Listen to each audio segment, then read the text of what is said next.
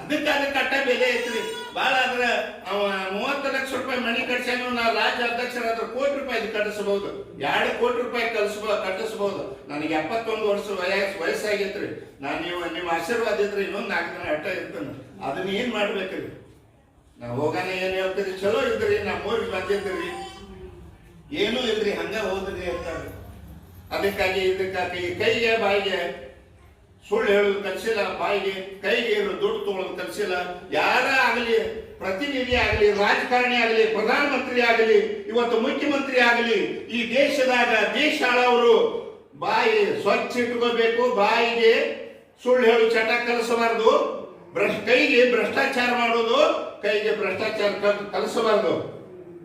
ಅದಕ್ಕೆ ಎಲ್ಲರೂ ಸ್ವಾಭಿಮಾನದಿಂದ ಪ್ರಾಮಾಣಿಕವಾಗಿ ಮಾಡಿದ್ರೆ ಇವತ್ತಿನ ಕಾಲ ಎಷ್ಟು ಪ್ರಾಮಾಣಿಕ ಹೇಳ್ಕೊತ ಬಂದವರು ಇವತ್ತು ಭ್ರಷ್ಟಾಚಾರದ ಅನ್ನುವಂಥದ್ದು ಇಡೀ ದೇಶನ ದಿನ ವಾಟ್ಸಾಪ್ ಬಂದ್ರೆ ಬರೀ ಅದೇ ಬರ್ತೈತ್ರಿ.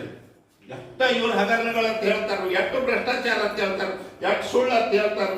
ಇದಲ್ರಿ, ಯಾರ ಸುಳ್ಳು ಹೇಳ್ರಿ. ನಮ್ಮ ದೇಶ ಆಳವರು, ದೇಶದ ಪ್ರಧಾನಮಂತ್ರಿಗಳು ಸುಳ್ಳು ಹೇಳ್ತಾರೆ. 15 ಲಕ್ಷ ಕೊಡ್ತೀವಂದ್ರೆ ಅಲ್ರಿ, 1 ರೂಪಾಯಿ ಕೊಡ್ಲಿಲ್ಲ ಅಲ್ರಿ, ಸುಳ್ಳು ಅಲ್ರಿ ಇದು. ಮತ್ತ ಅಂತವ್ರು ಸುಳ್ಳು ಹೇಳಕ್ಕಾಯ್ತಾರೆ, ನಾವ್ಯಾಕೆ ಹೇಳ್ಬಾರ್ದ್ರಿ? ಮತ್ತ ಸುಳ್ಳ ಹೇಳಕ್ಕಾಯ್ತಾರ. ದೇಶ ಸುಳ್ಳಿನ್ಯಾಗ ಮುಳುಗಿ ಹೋತಂದ್ರ ಅಭಿವೃದ್ಧಿ ಅದರಾಗ ಆಕೈತ್ರಿ. ಅದನ್ನ ಒಂದೇ ಹೇಳ್ತೇನ್ರಿ ನಾ. ಇವತ್ತೊಂದು ಬುಕ್ ಮಾಡಿದ್ರೆ ಒಂದು ಬುಕ್ ತುಂಬಾಟ ಸುಳ್ಳು ಐತ್ರಿ, ಇವ್ರದ್ದು ಒಂದೂ ಸಾಧನೆ ಇಲ್ಲ.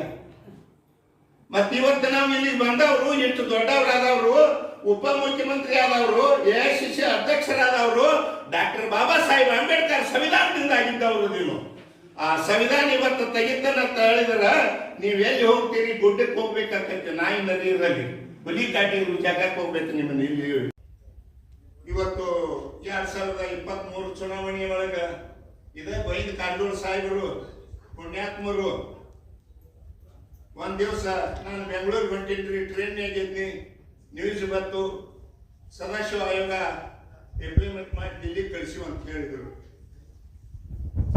ಅವಾಗ ನಾನು ಬಹಳ ದೊಡ್ಡದ ಧೈರ್ಯ ಮಾಡಿ, ಯಾರು ಮಾಡಿದ್ದಿಲ್ಲ, ಭಾಳ ಸರ್ಕಾರ ಮಾಡಿತು ಅಂತ ತಿಳ್ಕೊಂಡ ರೈಲ್ವೆದಾಗ ನಾನು ಇಡೀ ರಾಜ್ಯದ ಜನತೆಗೆ ನಾನು ಅವ್ರ ಸರ್ಕಾರಕ್ಕೆ ಅಭಿನಂದನೆ ಸಲ್ಲಿಸಿನಿ.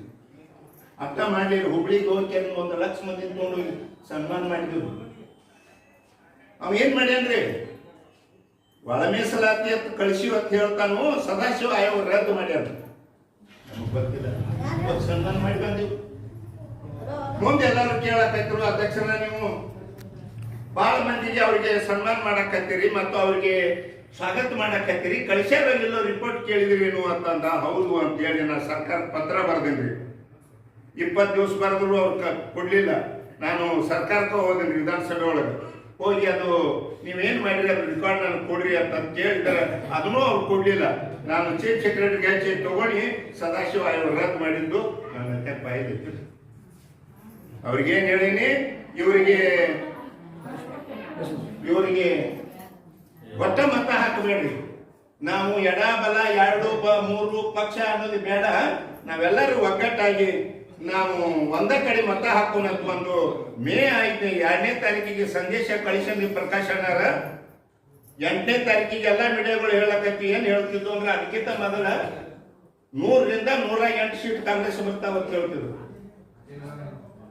ನಾ ಸಂದೇಶ ಕೊಟ್ಟಾಗ 2ನೇ ತಾರೀಕು ಕೊಟ್ನಿ, 8ನೇ ತಾರೀಕಿಗೆ ಏನ್ ಸಂದೇಶ ಬರಕಾಯ್ತು ಅಂದ್ರೆ ಇಡೀ ದೇಶದ ಮೀಡಿಯಾಗಳು 120 ರಿಂದ 140 ಸೀಟ್ ಕಾಂಗ್ರೆಸ್ ಬರ್ತಾವ ಅಂತ ಹೇಳಿದ್ರು. ನಾವು ಮಾದಿಗರು ಸಪೋರ್ಟ್ ಮಾಡಿದಾಗ 136 ಸೀಟ್ ತಗೊಳಕ್ಕೆ ಸಾಧ್ಯ.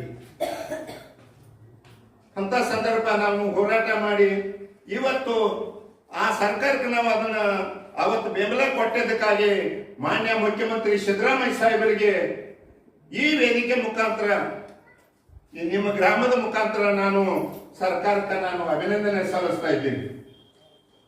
ಸದಾಶಿವ ಆಯೋಗ 25 ವರ್ಷ ಯಾರು ಮಾಡಿದ್ದಿಲ್ಲ ರೀ ಪ್ರಕಾಶನ.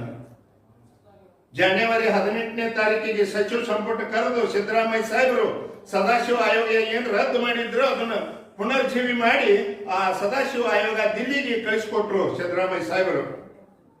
ಅದಕ್ಕಾಗಿ ನಾನು ಸಿದ್ದರಾಮಯ್ಯ ಸಾಹೇಬರಿಗೆ, ಕಾಂಗ್ರೆಸ್ ಪಕ್ಷಕ್ಕೆ, ಎಲ್ಲ ಸಚಿವರಿಗೆ, ಸಚಿವ ಸಂಪುಟದವರಿಗೆ ನಾನು ಉದ್ದ ಕೈ ಮಾಡಿ ಇವತ್ತು ಆ ಸರ್ಕಾರಕ್ಕೆ ನಾನು ತುಂಬ ಹೃದಯದಿಂದ ಅಭಿನಂದನೆ ಸಲ್ಲಿಸ್ತಾ ಇದ್ದೀನಿ.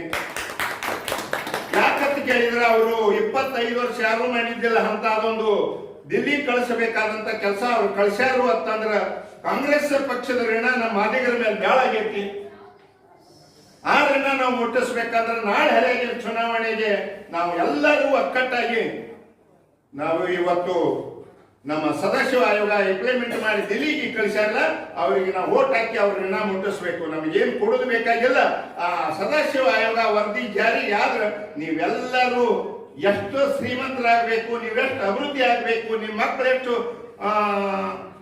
ಶಿಕ್ಷಣವಂತರಾಗಬೇಕು, ಎಷ್ಟು ಅಧಿಕಾರಿಗಳು